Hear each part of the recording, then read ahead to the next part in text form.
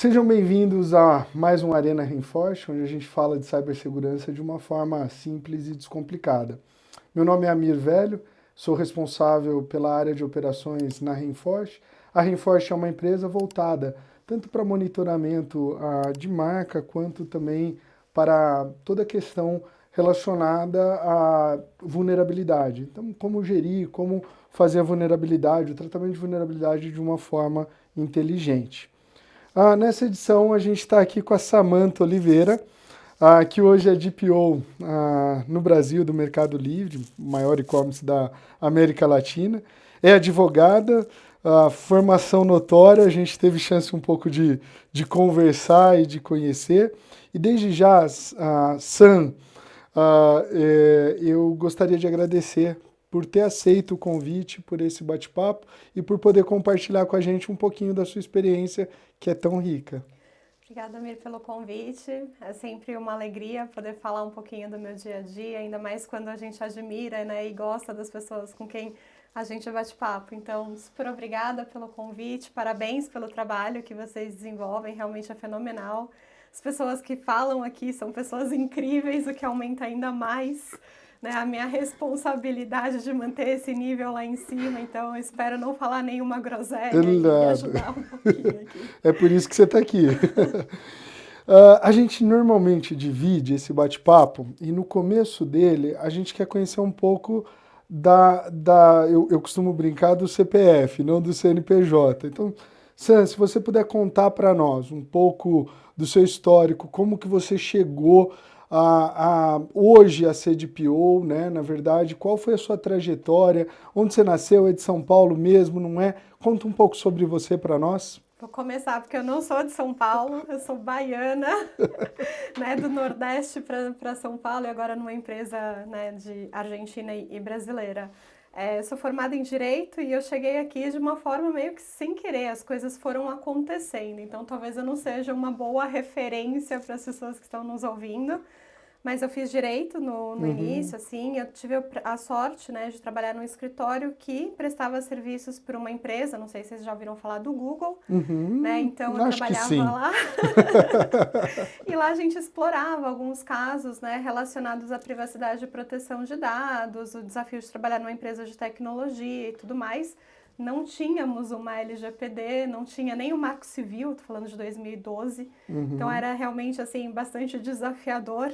Eu lembro que a minha mãe falava, e eu sempre falo isso, né? Sempre que eu posso, eu gosto de falar. Minha mãe fala, mas por que você não vai trabalhar com trabalhista, com societário, família? Que esse negócio aí de privacidade, isso não vai dar certo. E aí eu falei, não, mas eu gosto disso, é legal. Tem um artigo lá que fala que a gente precisa entender um pouquinho de dado pessoal, um dia vai Uhum. chegar a minha vez. E aí as coisas foram acontecendo, eu fui trabalhando sempre com escritórios aí relacionados a empresas de tecnologia. Meu segundo escritório eu queria fazer societário, né? Uhum. E eu acabei caindo no escritório que prestava serviços para a Microsoft. Então eu fiquei como secondida da Microsoft durante algum tempo, também Uau. relacionado com privacidade e proteção de dados. Lembro da época dos IPs estrangeiros, bastante Uhum. marco civil. E aí, depois disso, eu saí, fui para uma outra empresa pequena, não sei se vocês já ouviram falar, na época era PagSeguro, agora é PagBank. Uhum. Depois eu caí num fantástico mundo das startups, fantástico mesmo, assim, foi uma época. Extremamente dinâmico. E é onde você mais aprende, né? Porque você Uhum. tem que fazer de tudo. Então eu estava na Nelway nessa época, eu era a única advogada da empresa. Então era assim, desde contratos de dados, fornecedor, até vamos participar dos rounds de investimento, série B, Uau, era que legal. realmente você tem que ralar bastante ali. Então foi uma época de bastante aprendizado.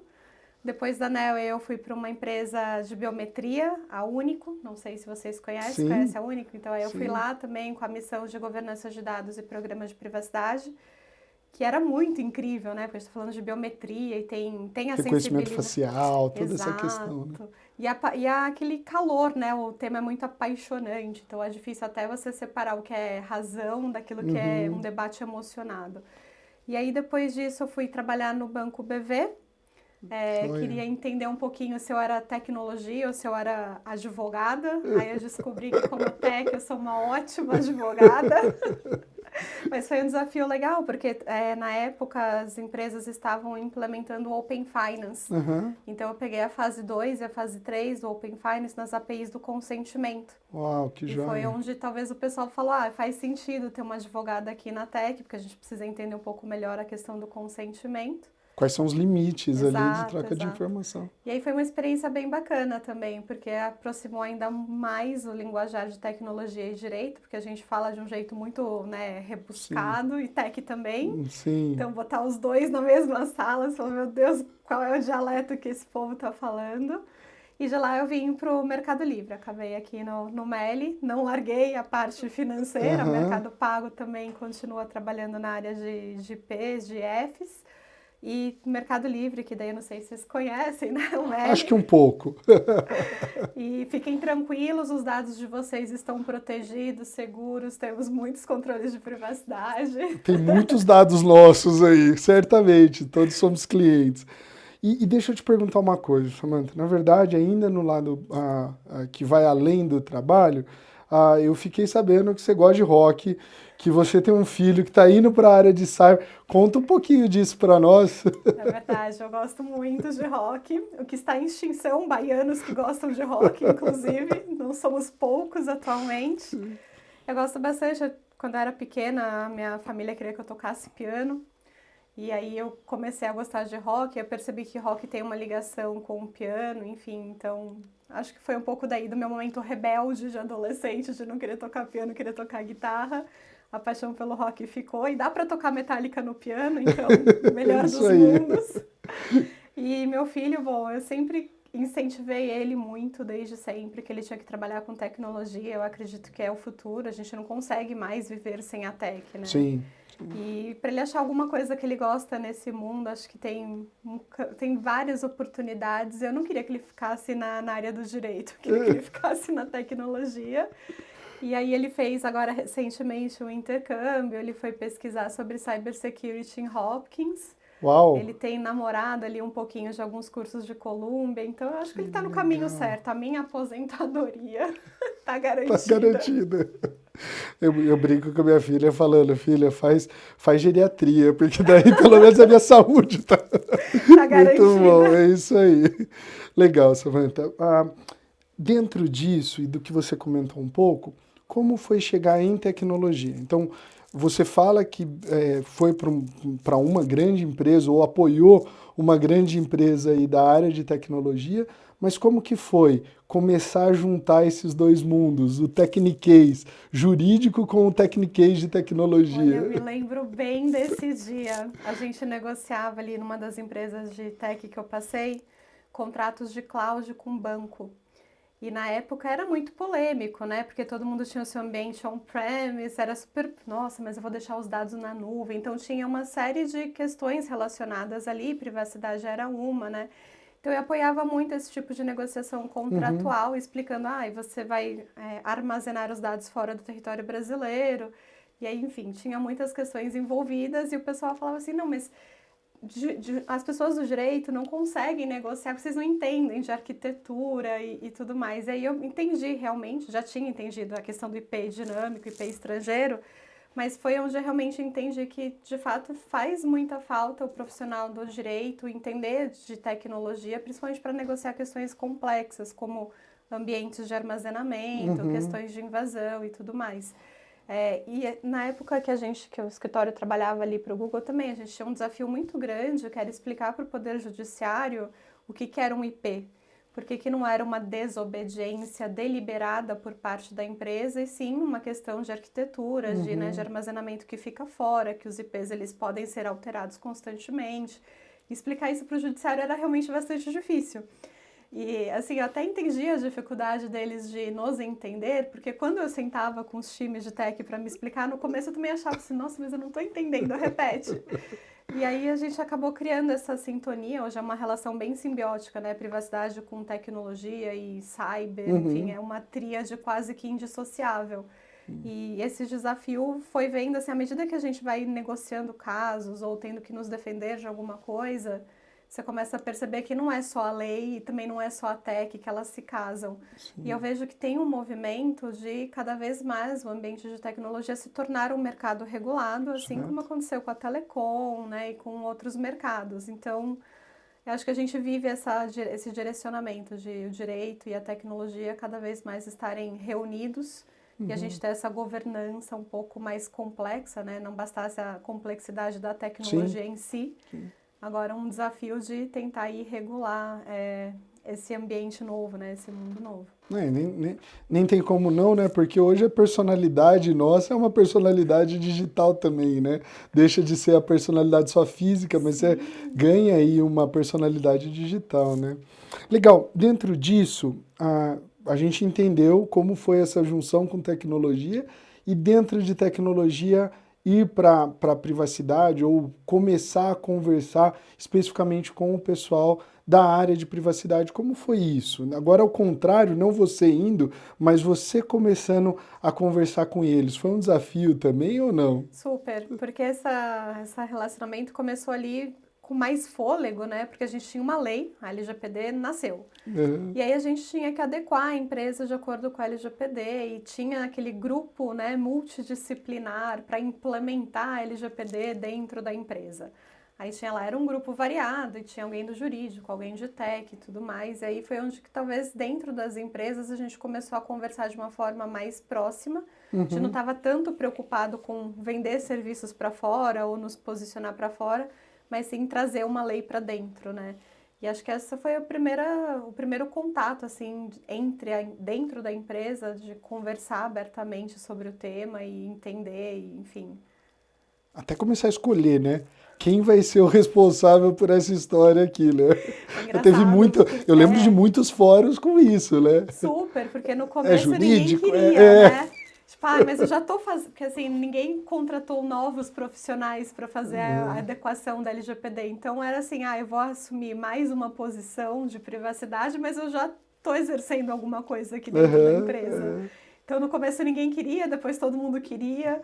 E também sempre foi assim aquela coisa do GPO, assim, o que que é esse bicho estranho que a lei colocou aqui pra gente, né? Boa. E aproveitando isso, deixa eu fazer essa pergunta. O que que é o tal do DPO, na verdade com outro nome na nossa lei, mas o que é o DPO, o que que ele faz? Conta para nós um pouco desse dia a dia seu, por favor. GPO vão, assim, pelo início, né? O artigo 41 da LGPD fala lá as atribuições e responsabilidades do GPO, que eu quero morrer, porque são três. Então a gente tem que conversar com os titulares, com a autoridade e treinar, né? Fazer os treinamentos e conscientização. Você fala, nossa, mas é muito simples, né? É só Aham. 3 atividades, meu Deus. Mas na verdade É o tanto que isso envolve, né? para você chegar num treinamento, você precisa entender toda a estrutura da empresa, para você responder uma pergunta do seu regulador também. Então, assim, no dia a dia, você está fazendo muito mais atividades do que o que está lá naquelas 3 atividades, Uhum. né, expressas da LGPD. Aí teve uma consulta pública recente, não mais tão recente, onde todo mundo contribuiu e aí a gente tem agora uma resolução sobre o encarregado que tem mais atribuições e responsabilidades do que as 3 da LGPD. Então ele realmente destrincha um pouquinho mais, como por exemplo, o encarregado é responsável por conduzir processos ali relacionados a resposta a incidente de segurança, a fazer um relatório de impacto, ou seja, eram Uhum. atividades que a gente já tinha que exercer para atingir aquelas 3 outras. Falar, melhor, né, chefe? Tá vendo? Tá, Aqui eu tá dada faço mais. mais coisas. Não se limita só àqueles 3 itens, mas dá um Exato, corpo maior, né? exato. Não, legal. Até surgiu com isso um ponto que eu lembro que havia uma discussão e acho que recentemente saiu uma resolução também, ou uma recomendação, com relação a se pode ser interno ou não. Como que ficou isso? O DPO tem que, de fato, estar dentro da empresa ou pode ser uma prestação de serviço externa? Ajuda a gente a entender isso também. Isso é... Pode. Hoje você pode ter um encarregado como uma pessoa física que presta serviços para a empresa, que é Tá. contratada como funcionária, seletista. Você pode ter um comitê que pode atuar como encarregado, ou você ainda pode ter lá o seu DPO as a service, né? Uma empresa externa que faz Que essa presta esse prestação de serviço. serviço. Mas isso sempre foi muito polêmico. Na época da Sim, LGPD, sim. Você vai se recordar, tinha uma época que só podia ser pessoa natural, não tinha possibilidade de consultoria. Sim. E aí lá nos 45 da aprovação, esse entendimento mudou para que também pudesse ter um CNPJ e apoiando as empresas, pensando muito Nas menores. nas menores, exatamente. Que fica complicado para uma menor ter uma estrutura ou até especializar nesse ponto. E como tem empresas pequenas que trabalham com dados, né? Que trabalham com essa parte. Eu lembro que a primeira vez que eu acho que eu vi um cenário assim, foi um fato onde existia um grande banco cobrando umas certas exigências de tecnologia e segurança da informação de uma gráfica. E a gráfica, na verdade, ela recebia lotes de informação para gerar, na época, os boletos, né? Tô entregando minha idade, só não é mais do que a do Ziza que você conheceu, mas efetivamente os boletos que eram emitidos ali, e daí a preocupação com isso, como que esse dado vai ser trocado, como que vai ter, acho que foi a primeira vez que eu comecei a pensar, acho que tem algum problema aqui. Acho que talvez o Excel por e-mail não seja a melhor forma. Exato, como rastrear tudo isso, legal. E daí dentro disso, uma das dúvidas que também o pessoal tem, e acho que é legal a gente comentar, o DPO, ele pode ser responsabilizado na pessoa física, não, imaginando quando ele se trata de um funcionário da empresa e não nessas modalidades que a gente falou. Existe, no caso de uma brecha, de um vazamento de dados aí, ele pode ser responsabilizado? Difícil essa pergunta, porque a resposta é não. A função, o papel do encarregado, que é o nome que a LGPD usa, Sim. nada chique como o DPO, ele não responde. Ele é uma pessoa responsável por recomendar e apontar riscos. Boa. A decisão de aceitar ou não aquele risco, de implementar ou não um plano de mitigação, pertence ao agente de tratamento, que pode ser um controlador ou um operador. Então, assim, ele vai responder do seu CPF, ele pode, se ele extrapolar ali o exercício da profissão dele. Certo. Se ele estiver agindo com dolo ou com culpa, como qualquer outra profissão. Perfeito. Aí não é não é exclusivo um do privilégio do encarregado de dados. Perfeito. E acredito que um dos principais eventos motivadores a toda essa onda de leis de privacidade, né? Foi o caso da Cambridge Analytica que a gente teve, e acho que daí vem GDPR, PIPEDA, CCPA, até chegar a gente aqui com a LGPD. Pelo menos acho que esse foi um grande caso relacionado ao Facebook.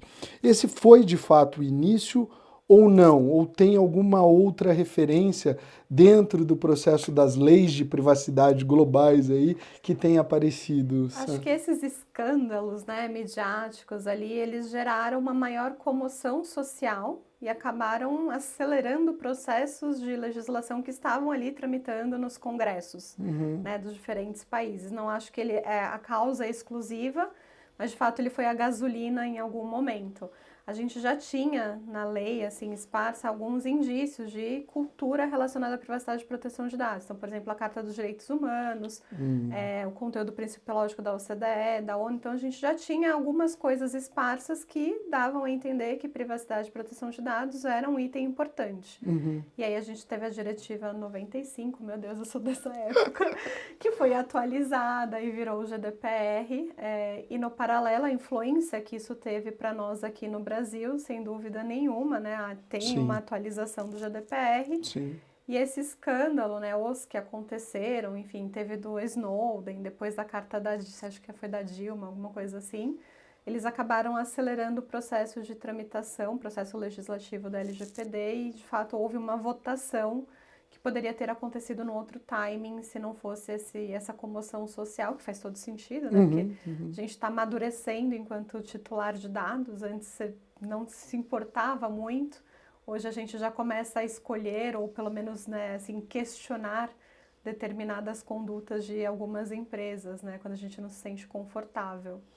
Perfeito. E você citou uma coisa que eu lembrei, ou seja, GDPR então aparece como uma das grandes leis ou fortes aí estabelecidas, ou um modelo mais sistemático de um conjunto de regras, de fato, E daí, dentro disso, até para não me meter muito no direito, que daí na minha área vai dar problema, mas o que que muda para a LGPD de forma geral? Eu sei que tem bastante nuance, mas se você for fazer uma comparação, o que que você vê hoje em termos de maturidade? A nossa LGPD, o que se aplica aqui, versus as leis de fora, talvez a GDPR ou o PIPEDA, CCPA. O que que você faz em termos de grau de maturidade que a gente está frente a esses outros países, Sam? Eu acho que o GDPR na Europa ele tem um caráter mais protecionista do titular de dados, então ele tem de fato essa preocupação de proteger e proteger bastante. Um reflexo, e acho que é uma questão para se pensar o quanto está ou não relacionada com o desenvolvimento tecnológico, esse berço europeu de não só de privacidade, mas de inteligência artificial, por exemplo, que está super em voga agora. Se a gente pegar ali as empresas listadas na Nasdaq, entre as 10 primeiras, a gente não vê nenhuma empresa de origem europeia. Você vê muitas americanas, algumas chinesas, e a europeia, se não me engano, aparece lá para baixo do 15º colocado, tem uma. Isso. Ou 21º, não me recordo.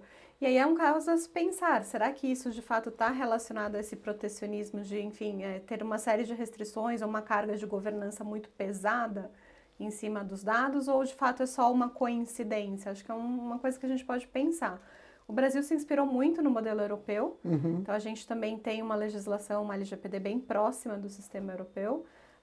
Coisas que eu acho que são curiosas dessa tropicalização ali para o nosso sistema brasileiro. O GDPR, por exemplo, ele não tem a questão ali do proteção ao crédito como uma base legal, independente, como a gente tem hoje lá no artigo 7º, se não me engano, tá nos incisos finais. Para os europeus, a questão da proteção do crédito está alocada dentro do legítimo interesse. Aqui no Brasil, a gente retirou isso e ganhou como se fosse uma base autônoma. Então, está aí uma base super importante para o mercado financeiro, né? Certamente. Todo mundo vai lá no inciso da proteção ao crédito, que no GDPR não tem. Então, é um fato ali que a gente tem de diferente. Talvez a gente tenha aprendido, né? Exato, ou porque a gente tem um contexto mais sofisticado de fraude, né? E muito mais no setor financeiro, né? Mas os americanos, desculpa, você ia falar? E os americanos, eles têm um sistema um pouco mais descentralizado também, onde eles tentam fomentar a todo custo ali a questão do desenvolvimento tecnológico dele, mas a forma de federação que eles são constituídas também é diferente. Então, a gente vê em vários momentos uma intenção de reunir em algo mais federal e aí, geralmente, acaba ficando mais pulverizado. Isso não quer dizer que não existam leis de privacidade, tem muitas, com grau ali de sofisticação também bastante elevado para implementação de programa, que a gente até se inspira em algumas americanas, mas o nosso sistema ele é um pouco mais parecido com a Europa. E aí, ao lado oposto, a gente tem ali agora a lei chinesa de proteção de dados, que tem um outro sistema que também ele é mais arrojado, mais inovador, ele é menos protecionista se a gente comparar com o sistema europeu. Então, eu acho que, assim, no geral, todos nós aqui do globo estamos preocupados. Sim. Mas precisamos entender também o que funciona bem para cada região ali. E para a tecnologia, isso é realmente um desafio muito grande. Porque a empresa que ela é global, ela não vai ter uma base de dados para o Brasil, uma base para a China.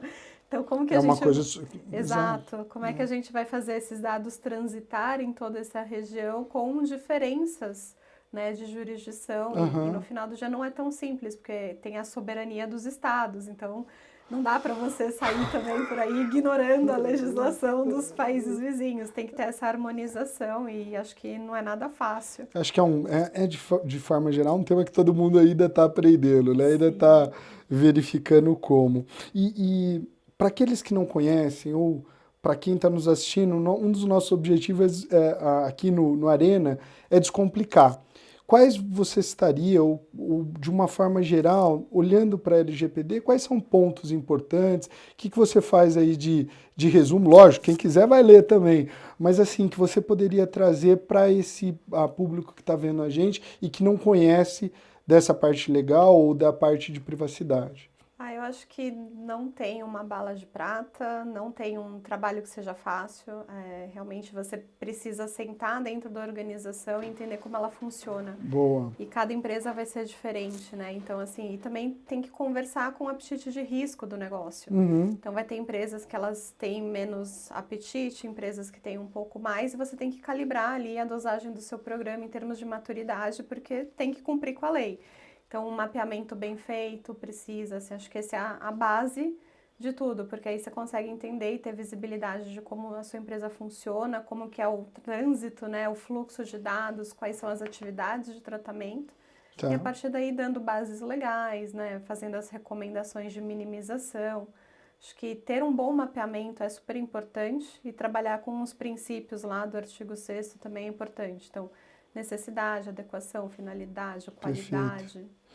De fato, saber por onde o dado passa e saber o que é o dado que passa, né? Ou seja, Exatamente. categorizá-lo. E manter Legal. atualizado, depois é um Puxa, super desafio. e como é, né? Legal. E assim, dentro desse ponto, a gente vê muito, e muito se fala de compra de base, né? Ah, comprar a base aqui, comprar ali. Essa é uma prática que, de fato, não tá na lei de alguma forma, ou é alguma coisa que faz-se vista grossa, ou é algo que, isso, lógico, eu não estou perguntando relacionado ao seu dia a dia, mas ao que você tem visto do mercado. Isso acontece de fato? Não, isso passa pela lei? O que você fala sobre isso, sobre as compras de base aí? Eu acredito que já foi uma prática muito comum no passado, Tá. muito porque a gente não tinha nenhuma legislação, nada nesse sentido, então era realmente muito comum acontecer. Hoje é uma prática assim vedada, ela não é a melhor prática, ela Bom, contraria uma série de, né, não só artigos. LGBT, né? Exato. Hoje não dá mais para a gente simplesmente sair por aí comprando base. Isso não quer dizer que não é possível compartilhamento legítimo de bases entre as empresas. Isso acontece, mas dentro de um escopo onde você tem uma atividade de tratamento que tem um propósito definido. Então, eu Sim. preciso desse dado para prevenção à fraude, por exemplo, ou para fazer um marketing assertivo. E aí você vai entender quais dados você vai compartilhar e por que você está compartilhando, de onde eles vieram, qual que é a base legal. E aí você consegue dar um contorno de governança, não é uma compra e venda de base pura e simplesmente. Tem um Uhum. propósito, aquilo geralmente está relacionado, né, com um contrato, também está relacionado com uma declaração de privacidade, que o usuário sabe que a E que empresa concorda, que pode... dá o Exato, consentimento devido. exato. Perfeito. E qual o caminho, Sam, para, e até como utilidade pública, se alguém detectar alguma coisa desse tipo, dá para fazer alguma coisa? Ou seja, por onde começar? Dá para denunciar? Dá para fazer alguma coisa no sentido de compra de base? O meu dado que estava aqui foi para lá e eu não tinha consentimento? O que você fala? O que você indica àqueles que estão nos ouvindo ou nos vendo sobre essa questão? Nossa, como usuária titular de dados, tem várias coisas que podem ser feitas, né? Desde, nossa, mas por que eu estou recebendo esse conteúdo se eu nunca me inscrevi nesse e-mail Uhum. aqui para receber esse tipo de comentário? Então, você pode, sim, falar com a NPD, que é o órgão responsável, e denunciar uma prática, né, ali abusiva ou ilícita. Uhum. As comunicações da NPD, geralmente você tem ali como um pré-requisito que você entre em contato com o agente de tratamento, ou seja, você tentou ali resolver com a empresa, não deu certo, você vai buscar o regulador, esse é o caminho, né, correto. Mas você pode, se achar que a empresa está fazendo alguma conduta que de fato viole, né, privacidade, enfim, legislação, você pode fazer uma denúncia, claro, e cabe a gente, né, esse papel de entender que os nossos dados são o nosso maior ativo e guardar bem eles, né, e cobrar que as empresas também façam esse uso responsável e informado. O regulador pode fazer de ofício, então não necessariamente alguém precisa bater lá na porta e falar, ó, X PTO presa está fazendo coisa errada. O regulador pode bater lá na porta e perguntar, fazer auditorias, inspeções, ou simplesmente aquilo que mais funciona, né? Você corta o relacionamento com aquela empresa. Acho que isso talvez seja uma das coisas que tem a maior eficácia, né? E, Ninguém, e como tem, né? ninguém vai querer, assim, contratar ou fazer parte de um relacionamento com uma empresa que você não acredita, que você não confia ou que você acha que ela está fazendo algo errado. Então isso sempre funciona.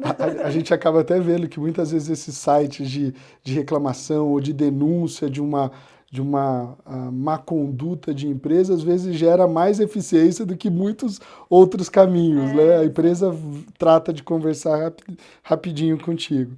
Legal. Dentro disso, uma outra pergunta de utilidade pública, a gente sabe que muitas vezes os dados eles são usados para mapear ou para entender determinados comportamentos. E marketing gosta muito disso, de usar muito desse tipo de informação. Como que você vê o uso disso? Eu sei que não é diretamente a sua área, mas como você vê o uso disso em programas, tipo programa de benefício de pontos, programa de desconto em imposto, programa de desconto em farmácia? Como você vê o uso do CPF ou da isso? Vale? Você faz, não faz? Deixa eu entender um pouquinho como que funciona isso. Eu acho que assim, o marketing direcionado, aquele marketing inteligente, estratégico, é o marketing que todos nós queremos, né? Uhum. Se eu estou interessada num determinado produto e a empresa vai falar que aquele produto tem um desconto, eu sou super interessada. Uhum. Mas aquele que não é uma boa prática de marketing, realmente ali a empresa pisa na bola, ela vai ter um gasto desnecessário, vai incomodar uma pessoa que poderia ser cliente dela e vai deixar de ser por conta disso. Então, assim, a gente tem bases legais hoje na LGPD para privilegiar e continuar fomentando esse marketing responsável, assertivo, que de fato quer conversar de uma forma legítima e aberta com o titular. Não vejo problemas. Agora a gente, de novo, entra naquela camada de governança que realmente é necessário. A empresa tem essa prática de dialogar com os titulares, então eu preciso informar, eu preciso ter transparência, objetividade, clareza, para que aquele meu titular, ele saiba. Na LGPD a gente chama isso de legítima expectativa. Então a pessoa tem que ter ali uma expectativa de ser contatada por aquele programa de benefício e não ser surpreendida com esse programa. Então, se eu sou surpreendida de uma forma que eu esperava esse contato, então eu estou no caminho certo. A empresa fez o dever de casa, mapeou as suas bases, entendeu o perfil daquela pessoa para dialogar de uma forma inteligente com ela. Então, acho que o segredo aí nessa comunicação, de fato, é essa transparência que está muito relacionada com a expectativa da pessoa. Então, como é que eu dentro de casa vou calibrar a minha operação de tratamento de dados para realmente ter esse contato com alguém que espera, e mais do que espera, ele deseja que esse contato seja realizado ali, né? Perfeito. Você já participou várias vezes, até pelo pouco que a gente conversou, de processos de implantação de lei de privacidade em diversas empresas, como você falou no início também. Como que é o processo de adequação em linhas gerais a LGPD? Ou seja, se às vezes uma empresa, e certamente isso muda de acordo com o porte da empresa, de acordo com o segmento também, mas como que você vê o processo hoje? Dá para se adequar? É fácil? É só, às vezes, colocar lá algumas linhas de código na página, no website e está resolvido? Não? Fala um pouquinho para nós do que está por trás. Já vi essas soluções mágicas, adeque a sua empresa em 2 horas, né? Acho que não é o melhor caminho. De uns cursos assim, for dummies, né? Tudo for dummies. Acho que vamos precisar de um pouco mais de horas ali para conseguir, mas é possível. Tá. Acho que isso é uma oportunidade muito legal, porque todo mundo tem que se adequar àquela legislação, mas você pode ali escolher a forma que seja mais assertiva para a sua empresa e criar isso como um diferencial daquela organização, né? E dá para fazer, é desejável fazer, não estou falando que é um processo fácil.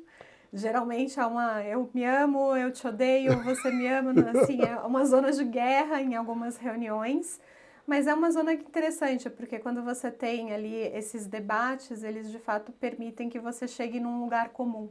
Então, se não tiver debate, é porque alguma coisa também está errada. Então, é necessário amar e se odiar ali, né? Esse conflito é bom, é positivo. Muito. E, na verdade, acho que quem ganha é, de fato, o titular do dado, né? É o cliente. Sim, então, ele acaba ganhando com isso, ou nós, dependendo da esfera que estamos. E dentro disso, Sam, mais um ponto que eu queria entender contigo, e eu lembro de ter participado de algum congresso ou de algum evento, e havia uma discussão lá, um dado sobre o DPO é da onde, né? Aquilo que a gente falou no início, mas eu queria pegar um pouco mais um contexto atual. Qual tem sido, de forma proeminente aí, o cargo que mais tem se responsabilizado pelos dados como encarregado de dados ou como DPO? Tem sido o CISO? Tem sido o diretor jurídico? Quem tem feito mais esse papel, segundo o que você tem visto? O que a gente tem visto no mercado é geralmente o DPO ser alguém do jurídico, alguém do compliance ou alguém de tecnologia. Quando é tecnologia, quase sempre é alguém relacionado à segurança da informação, que tem vários nomes que eu também não me atrevo a dizer qual que é a diferença entre eles. CISO, CIO, enfim, CSO, CISO, CIO. Geralmente é um desses, assim, e muito porque naquele grupo, naquela jornada de adequação, esses 3 pessoas estavam presentes e acabavam ali acumulando uma função também para poder implementar um programa de privacidade e proteção de dados. Algumas empresas ali, né, enfim, num grau de amadurecimento ou num grau ali de, enfim, uma empresa de maior porte, acabam tendo uma pessoa dedicada exclusiva para essa vertical de privacidade, mas tem outras que têm essa acumulação ali de função e esses 3 geralmente são os maiores. E aí tem uma série de consequências também relacionadas, né? Eu posso acumular ou não acumular função, nossa norma ali, o regulamento do encarregado tem um ponto de conflito de interesses que está todo mundo investigando, estudando, né? Porque no final do dia, todo e qualquer profissional quer exercer aquela atribuição que ele tem o seu job description da melhor forma possível, né? Então esse é um ponto de atenção ali, de estudo. A NPD diz que vai publicar um guia para esclarecer, enfim, muito provavelmente a gente aguarda ansiosamente que esse guia traga ali o conflito de interesse dentro dessas 3 ali, pelo menos, né, dessas 3 que são as mais recorrentes que a gente vê no mercado. Perfeito. Acho que ter esse tipo de direcionamento ajuda, né? Pelo menos saber onde tá pisando e o que você vai ser cobrado, né? Porque quer queira, quer não, é ali que vai ser cobrado. E acho que a pergunta mais polêmica, antes da gente passar por uma outra parte daqui, que eu queria fazer para vocês, é assim, a gente está em 2024. De fato, existe privacidade ou não? Porque a gente vê tantos casos, tantas notícias, tantas informações, você citou mesmo os nomes. Existe privacidade ou é algo inalcançável? Eu sei que essa pergunta é algo complicado até de se posicionar, mas, de fato, a gente está mais próximo a ter os dados tratados de forma correta? Eu, como defensora da área de privacidade, eu vou falar que eu acredito que sim, temos uma privacidade. Mas eu acho que a gente enquanto cidadão, um indivíduo mesmo, a gente começou a despertar atenção para isso agora, né? Antes a gente não prestava atenção, a pessoa pediu o CPF, você dava, né? Você nunca pensou ou cogitou deixar de entrar num prédio porque pedia sua biometria, por exemplo, ou nunca pensou em questionar. Então a gente está se preocupando cada vez mais com isso, até porque a gente, aí você sabe melhor que eu, a gente vive num mundo onde a engenharia social dominou, né? Então, assim, a gente começa. Será que eu posso clicar nesse link? Será que é um link seguro? Enfim, então a gente está mais preocupado com questões relacionadas à privacidade. Por outro lado, assim, a gente vê também que os nossos dados, de fato, eles estão transitando por aí de uma forma quase que desenfreada e descontrolada. Não quer dizer que a gente não tenha, mas quer dizer que a gente precisa ter um cuidado redobrado, né? Para quem que a gente vai dar, por que a gente vai dar, qual tipo de relacionamento a gente está construindo, né? Na hora de passar informações a nosso respeito e cuidado também quando a gente recebe essas comunicações. Enfim, e tentar proteger da melhor forma possível aquilo que ainda pode ser, pensar 3 vezes, 4 antes de, enfim, publicar alguma coisa, né? Eu acho que é uma questão, às vezes, também, como em outras áreas da vida, de buscar equilíbrio, né? Porque às vezes eu fico imaginando entrar num determinado prédio e falar se quer bater minha foto, não, você não vai bater, a discussão que isso não vai gerar. Muito, nossa, eu tive uma discussão num prédio, eu fui na minha dermatologista e pedi a biometria. Eu falei, não, tudo bem, vou te dar essa aqui. Quando eu mostrei o mindinho pra pessoa, ela olhou pra mim e falou assim, meu, que menina louca, tem que ser o polegar ou o dedão, né? Eu falei, não, esses eu não vou dar, eu posso dar os outros 3 dedos. E a gente ficou numa discussão, a pessoa não sabia por quê, e eu falava pra ela assim, bom, essas minhas 2 é identificação do banco. E você, né, põe lá o seu polegar e você permite uma determinada transação ou o número do seu passaporte. Sim. Então, eu não vou dar isso numa entrada de prédio. Eu posso dar um dedo que não seja tão relevante ou não impacte tanto na minha vida financeira quanto isso. Enfim, aí a moral da história é que eu acabei entrando, a médica desceu, explicou, enfim, gerou um mal-estar ali. Enfim, mas situações assim vão acontecer. A gente está nesse processo de amadurecimento mesmo. Não, mas que exemplo fantástico, porque, de fato, quem não é da área ou quem às vezes não parou para pensar, não tem esse tipo de preocupação de imaginar que hoje você tem fatores diferentes no processo de autenticação e que não é mais só uma senha, né? Então você tem aquilo que você é, aquilo que você conhece, ou aquilo que você sabe. E dentro desse processo aí, dessa tríade, você abre muitas portas hoje com a sua digital. É fantástico esse exemplo que você deu. Acho que as pessoas costumam não pensar muito, né? Você acaba aqui indo no automático. E não é nada contra, né, o sistema de ingresso nos edifícios. É porque ali o core business daquela empresa não é segurança. Esse é o ponto. E a pessoa que está ali não teve, talvez, essa preocupação ou essa atenção de receber essa instrução dentro do processo de aprendizado. Então, acho que esse é um ponto bem interessante, até para que aqueles que nos acompanham começar a pensar em formas alternativas, né?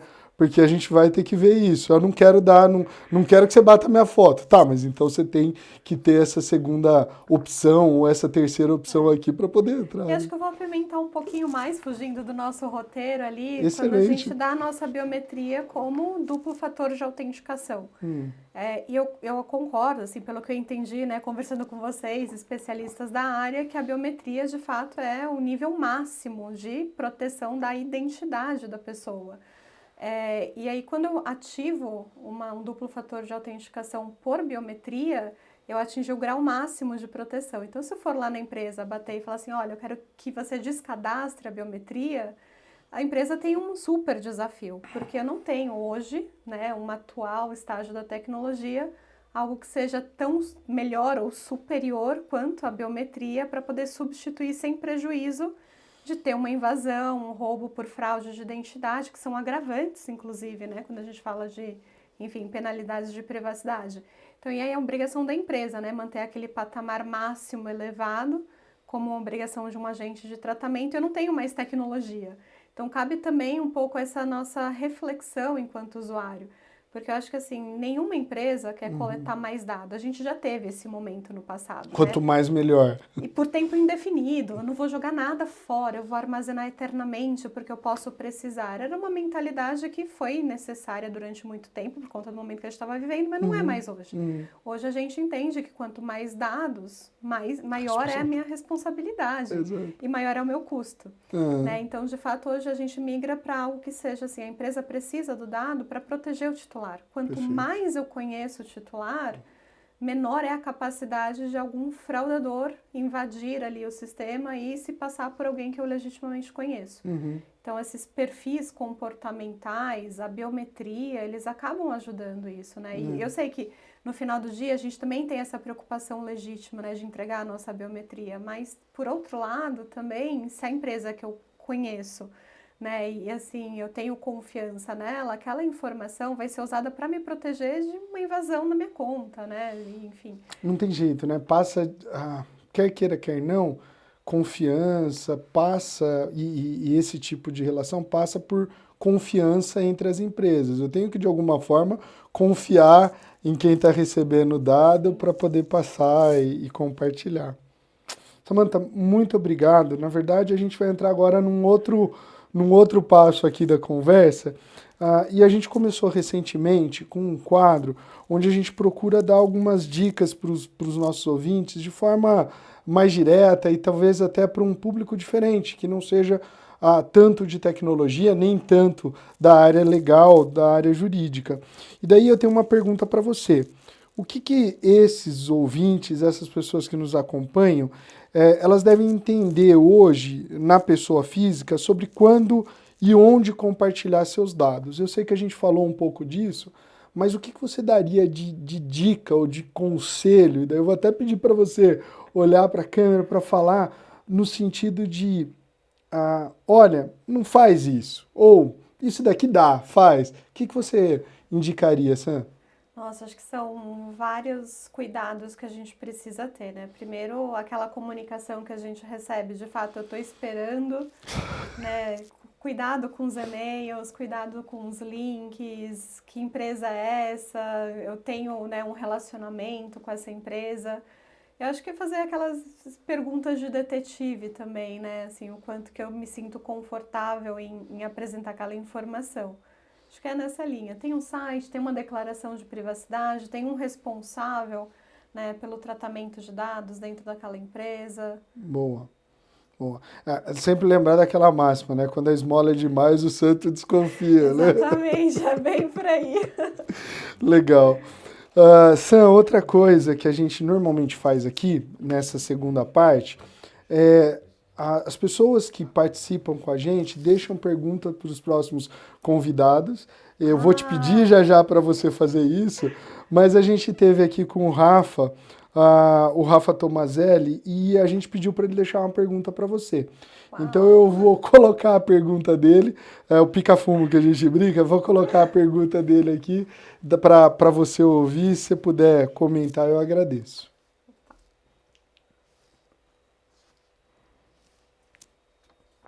Samantha, me deram a missão aqui de passar uma pergunta para você, tá? Vim pensando o episódio todo como que a gente poderia, né? Então, te conhecendo um pouco, mas eu acho que vocês têm um papel muito importante como Mercado Livre, né? Como uma instituição de compra grande, que é como que está o modelo de consumo dos consumidores mais novos. Então, assim, dentro de todas as coisas, eu sou um comprador assíduo do Meli, acho que a gente aqui todos mas a gente é de uma geração que pegou o Mercado Livre no começo. Como que está a transformação dentro do produto do Mercado Livre para atender essa nova economia que está chegando aí de crianças mais novas, de adolescentes e pessoas que estão entrando no mercado de trabalho? Então, acho que é uma coisa que você vai responder com, né, com toda eficiência. E essa é a minha pergunta para você. Tá aí. Uau! Bom, obrigada pela pergunta. Não conheço ele pessoalmente, mas super obrigada. Acho que é um bom começo aí para a gente estreitar a relação. A gente vê, sim, que o pessoal mais jovem, mais antenado, eles têm ali uma predileção por fazer tudo no ambiente online, ver tudo é mais fácil para eles, né? A experiência ali do usuário é algo que conta muito, um processo mais fluido. Eu não sou dessa geração, confesso que, né, do físico para o digital não foi uma migração tão simples para mim. E o pessoal mais novo, realmente, eles têm essa linha aí de ser mais digitais, tem uma linguagem que é distinta das linguagens com outros públicos, né? Eles são muito mais rápidos, muito mais ágeis. Então, acho que eu iria nessa linha, assim, se eu tivesse que falar algumas coisas que o Meli faz para esse público, não só para crianças e adolescentes. Acho que a gente tem uma preocupação da base como um todo, né? De todo o cliente dentro da empresa, mas a gente procura falar com eles de uma forma que seja acessível na linguagem desse público, né? E claro, e aí falando de tecnologia, a proteção do dado de criança e adolescente, a gente tem aquela camada adicional, né? O controle parental, ele existe, deve existir, tem que ser feito, mas a gente tem ali os mesmos cuidados em termos de segurança da informação do que para os adultos, porque no final do dia a gente está falando de dado pessoal. Perfeito. E ele tem ali, vocês que são de tech com certeza vão entender melhor do que eu, eles têm os atributos calibrados da mesma forma, né? Perfeito. Então, precisam das mesmas camadas de segurança. Legal. E não especificamente a empresa a qual você está, mas no mercado geral, você vê mais facilidade, até me surgiu essa dúvida, das pessoas, dos mais novos compartilhar ou dar o dado do que os mais antigos? Você tem essa diferença ou não? Isso é uma boa pergunta, eu acho que é mais baseado no meu achismo, Sim. assim. Eu acho que os jovens, eles têm maior consciência do que Uau, legal. o adulto. E eu falo isso pensando no meu filho, por exemplo. O meu exemplo dentro de casa, às vezes eu dou, assim, eu conheço a empresa, quero falar, não é uma empresa estranha para mim, eu dou. Meu filho, ele é muito mais questionador. Legal. Né? Acho que eles têm uma consciência, talvez, assim, né, do tipo de pegada ESG e afins, que talvez a gente não tenha isso como, né, nativos, assim, da área, mas Essa é uma ótima pergunta. Confesso que eu nunca vi um estudo de mercado nesse sentido. É, mas era a percepção mesmo, porque eu acho que tem essa questão, essa percepção, e acho que também tem uma questão, às vezes, da rapidez de colocar e, às vezes, de não ter, de não ter tanto um pé atrás, né? Então, tem esse balanço, mas certamente é uma geração muito mais esclarecida, uma geração que já começa a ter esse tipo de conceito muito antes, né? Sim, eles já são digitais. Exato, eu fico impressionado, eu sempre comento isso, no último episódio, lembrei aqui que eu falei também, mas fico impressionado quando eu vejo minha filha falando senha forte, com 11 anos, eu falo que esse tipo de coisa chama atenção. Mas legal, e eu vou pedir para você, do mesmo jeito que a gente fez, para você olhar para a nossa câmera e deixar uma pergunta para o Luciano Santos. O Luciano Santos, ele é CISO no Bradesco, eu gostaria que você, da mesma forma que recebeu uma, pudesse deixar uma pergunta para ele, por favor. Entendi. É a sua hora agora. Nossa, pergunta para o CISO do Bradesco, que é uma das maiores IFs do país, é um tremendo desafio. Mas eu acho, Lucas, se você pudesse comentar aqui rapidamente, dentro desse mercado financeiro, se a gestão de fornecedor ainda é a segurança de perímetro que tenha maior desafios em termos de complexidade, pensando no tamanho da cadeia de fornecedor que um banco tem, como que você vê também, de repente, a questão das PETs, né, para controlar ali o seu ambiente, o seu banco de dados, se é importante ou não é, disputa atenção com essa gestão de fornecedor ou se são coisas, né, separadas. Boa. Vou assistir para ver, eu Tá aí. curiosa. Tá aí, Luciano, fica a pergunta. Samantha, muito obrigado. Na verdade, foi muito joia, enriquecedor poder conversar, aprofundar, você ter aceito o convite.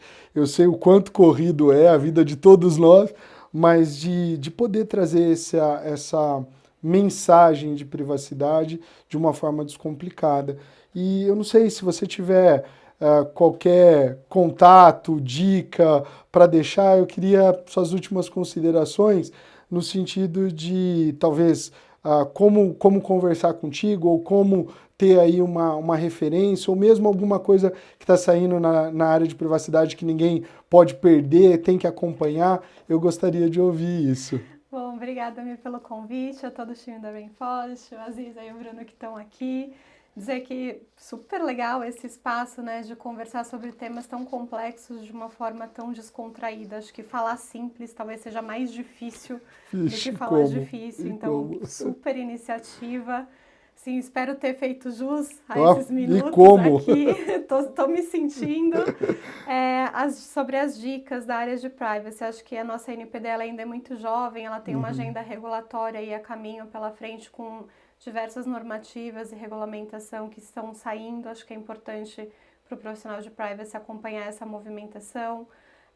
Acho que também é importante a gente ficar bastante próximo dos times de tecnologia. Não existe privacidade sem segurança, enfim, sem jurídico. Então, essa enturmação entre as áreas, ela realmente precisa acontecer. E sobre mim, assim, acho que eu fico super à disposição para a gente continuar esse bate-papo. Privacidade é sempre um lugar onde a gente começa falando, mas a gente nunca tem uma data limite para acabar. Não tenho a pretensão de esgotar nenhuma das suas perguntas aqui. Acho que é um bom debate. Eu estou no LinkedIn, posso deixar meu e-mail aqui também para a gente falar, mas eu não tenho muitas redes sociais, eu não gosto muito, assim, tenho dificuldade desse gerenciamento de tempo na rede social, sou meio baby boomer, mas eu respondo no LinkedIn. Legal, que joia. Muito obrigado, obrigado mesmo. Você. E você que nos acompanha, tá aí mais uma Arena Reinforce, siga-nos nas redes sociais e a gente fica aqui até o próximo Arena Reinforce.